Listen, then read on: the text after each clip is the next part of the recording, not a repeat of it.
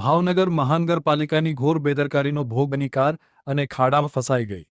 ભાવનગર મહાનગરપાલિકા દ્વારા અનેક સ્થળો પર રોડ બનાવવાની કામગીરી ચાલી રહી છે, જેમાં સંસ્કાર મંડળ નજીક ખોદીને પુરાણ કરવામાં આવેલા ખાડામાં એક કાર ફસાઈ ગઈ હતી.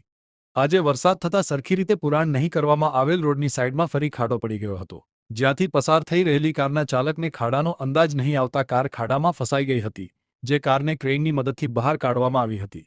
તંત્રની બેદરકારીને લઈને ખોદવામાં આવેલા ખાડાઓના કારણે લોકો પારાવાર મુશ્કેલી ભોગવી રહ્યા છે.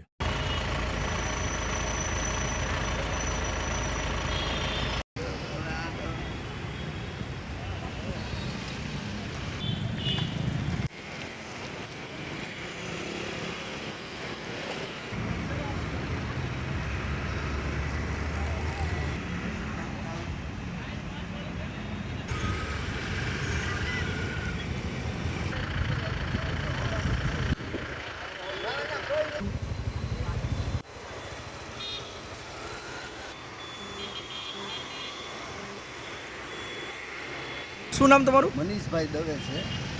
અમે અહીંયા સરકી ઘાસ પાસે રહીએ છીએ અને થોડા સમય પહેલાં અડધી કલાક પહેલાં મારા પત્ની અને એના બેન ગાડી લઈને અહીંયા ખોડિયાર મંદિર સામે સરદારનગર સર્કલ પાસે જતા હતા, ત્યારે ઉપરથી નીચે ઊંડો ઢાળ હોવાથી અને ત્યાં ખાડો હોવાથી ગાડીમાંથી જોઈ શકાય એમ જ નહોતું, એટલે સીધી ગાડીના બે ટાયર આગળ ખાડામાં ફસાઈ ગયા અને જેને કારણે અમે ખૂબ હેરાન થઈ છીએ.